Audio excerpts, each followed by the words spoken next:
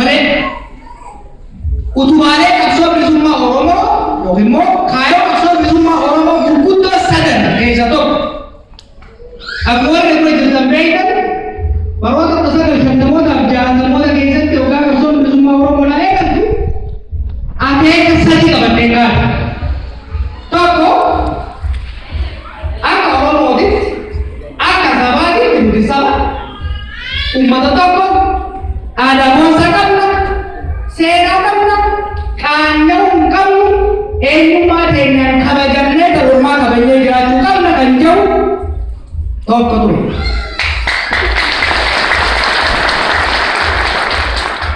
Kan lammataa qe'ee teenya irratti dhimma siyaasaa teenya irratti imaammata ittiin jiruu qabnu irratti kan nu baasu kan nu bulchu nuyi ilmaan teenya darbannee guddifannee qarannee nuu ta'an jennee iddura keenyee gaafii diine bulchuuti.